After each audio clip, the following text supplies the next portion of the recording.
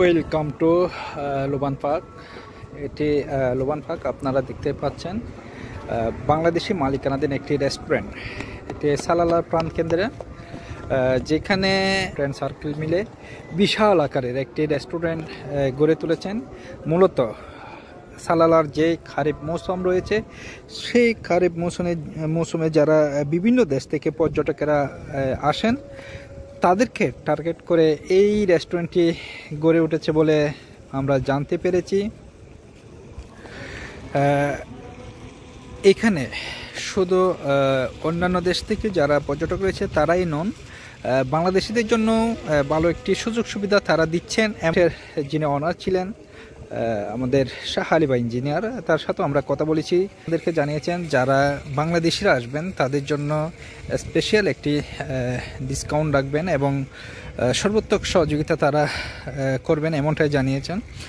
যারা খারিফ মৌসুমকে সামনে রেখে ওমানের বিভিন্ন প্রান্ত থেকে অথবা দেশের বাইরে থেকে বাংলাদেশিরা এখানে আসবেন, অন্তত একবার হলেও এই লোবান পার্ক ক্যাফে অ্যান্ড রেস্টুরেন্ট এটি ভিজিট করে যাবেন। লেটস গো, আমরা ভিতরে যাচ্ছি। ভিতরের অংশটা আমি দেখানোর চেষ্টা করব, সাথে থাকুন। দেখানোর চেষ্টা করছি আসলে এটি লোবান পার্ক, বাংলাদেশের মালিকানাধীন একটি রেস্টুরেন্ট। বিশাল এই রেস্টুরেন্টকে সাজানো হয়েছে এই লোবান নামক স্থানের সদস্য দিয়ে। এই লোবান পার্ককে সাজানো হয়েছে, ডেকোর করা হয়েছে। আপনাদেরকে আমি একটু দেখানোর চেষ্টা করছি। এখানে ফ্যামিলি মূলত এই খারিফের মৌসুমকে কেন্দ্র করে তারা বাংলাদেশের মালিকানাধীন এমন একটি প্রতিষ্ঠান তারা এখানে গড়ে তুলেছেন। এটি মেন সালালা যে বাজারটি রয়েছে, সেই সালালার নিকটতম একটি সুন্দর এরিয়ার মধ্যে এই রেস্টুরেন্টটি গড়ে ওঠা।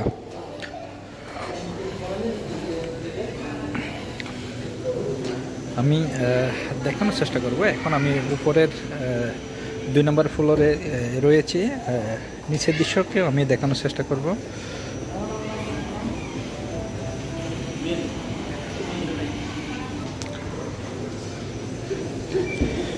এখানে আজকে আমরা একটা ফ্যামিলি নিয়ে এসেছি, ফ্যামিলি গেট টুগেদারের এখানে আয়োজন করা হয়েছে।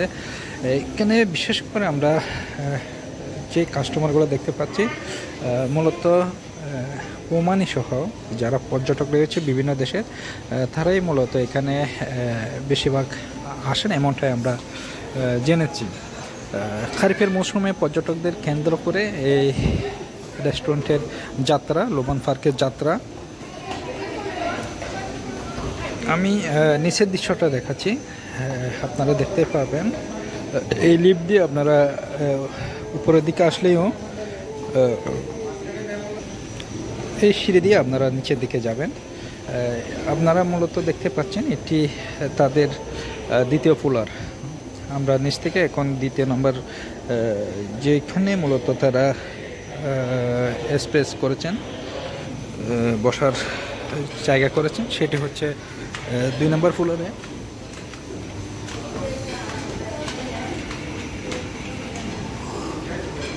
তবে তাদের ডেকোরেশন, তাদের এই রেস্টুরেন্টকে ডেকোরেশন করা, সাজানো আসলে খুবই একটি মনোমুগ্ধকর।